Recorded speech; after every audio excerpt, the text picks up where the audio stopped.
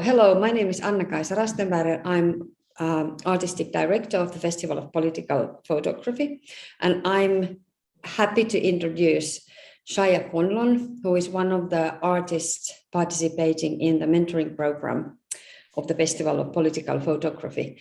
And this mentoring program has been going on throughout the whole year 2021, and it's supported by Patricia Seppälä Foundation. Welcome, Shia.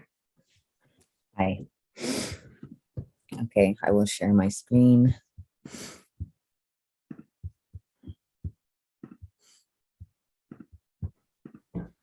Okay, so as I speak, the project is just going to be running in the background. So my name is Shia Conlon. I'm an Irish artist, primarily working in photo and video. And the project that was supported by the Festival of Political Photography is called Sights of Dreaming. And the starting point for this project was my own personal decision to start hormonal replacement therapy in Finland. And to do this, I started to ask some friends I know who had gone through the process, and there was two choices presented to me. And one was to go through the Finnish healthcare system, which requires you to be psychologically tested for 1 to 2 years, sometimes longer, and then possibly sterilized also if you want to change your gender marker. So this was something that I didn't want to do. And I decided to do a DIY treatment, which is basically learning how to inject and source hormones from my community. So that I basically started this process, and this was quite an exhausting process because I had to learn online and from people in my community about what dosage to take, how to inject safely, where to get the hormones, and then also to know like how my body would change, what it would look like, and how it would feel in my body and in my brain. And going through this process, yeah, it was quite exhausting. So I was kind of always wishing that I would just come across this place where I would find maybe photographs of trans people, and that they would show like, you know, how the process would go, but also to find a place where all of the information that I needed would just be in one place. And I never found this. So I had this kind of like patchwork knowledge, I would say, trying to like gather all these resources from online and from people in my community. So I decided that I would start this project so that I could kind of maybe raise awareness for the trans law in Finland. I know a lot of people in my community know about it, but since I started this project, I have discovered that a lot of people outside of the queer and trans community don't know the ins and outs of this law.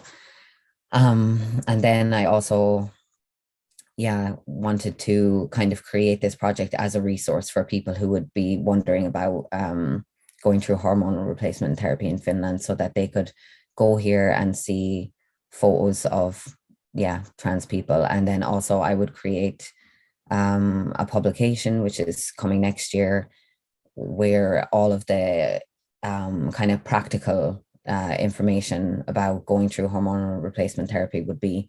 And this would be like firsthand accounts of the people who I'm making this project with.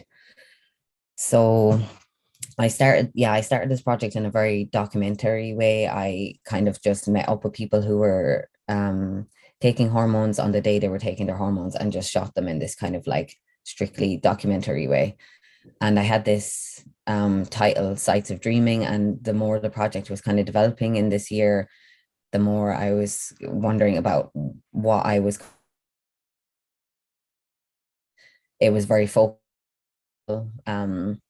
part of it, which of course is a huge part, but it was kind of on this moment of taking the hormones. And for me, for a long time, the moment of taking the hormones was quite like hardcore and kind of difficult because I was learning. So I kind of felt like in a way I was positioning the trauma at the center of the project, which is like something that I really don't want to do in my work, because I think that a lot of the projects made about trans people are made about our trauma, and usually from people who are not in our community. So I kind of really didn't want to do that. and I started thinking about this dreaming and what this dreaming would mean and what this dreaming is in my community, and kind of trying to find the joyful aspect of this transition. So Can we go yeah, again to the images? Can you browse them through, yes, please? yeah. Let's see if they'll move. No. Yeah, now Maybe there's, I can go manually, like clicking that yeah, because it's yeah, moving. because it would be really nice to see them again. Thank you. Yeah. So yeah, then I thought about like what brings me joy in this process.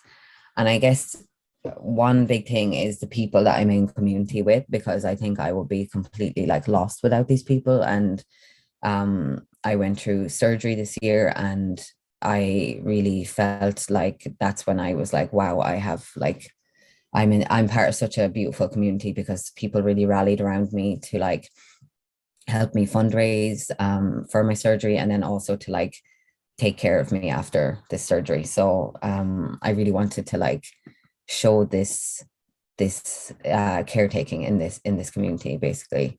And then also I think like fantasy is like a really big part of what brings me joy, and I think is like such an intrinsic part of being like queer and trans, because in a way that is like the starting point of for me anyway, for my transition, was like, oh, like what is this image of what I could be in my head, basically. So a lot of these images are kind of like drawing on fantasy, and there's a lot of codes in the images that are like kind of like a nod to queer elders, and especially queer photography from the maybe 1960s, 1970s, 1980s, like Peter Hujar, Nan Golden, and Robert Mapplethorpe. As problematic as he is, I still think that there's a lot of worth in his images. So yeah, a lot of these images are kind of like nods to queer code. And yeah, I think this one is after Peter Hujar directly. So I've been also like recreating these images in a really like straightforward way, as a way of kind of like trying to echo these queer and trans elders. And I think the more the project is going on, the more I'm trying to focus really on this kind of like maybe like domestic, like mundane kind of like family portrait feelings of this community, to try and like show these moments of queerness that maybe aren't showcased so much, that are just like, yeah, I would say like domestic mundane moments, which I think are like really important. And they're the moments that when I see photographs of like queer people in this way, they're the kind of pictures that like go straight to my heart, basically. So yeah, I'm trying to like be part of that lineage.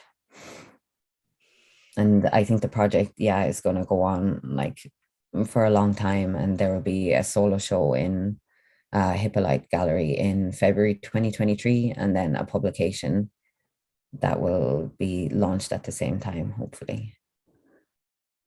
Thank you, Shia. Yeah, no problem.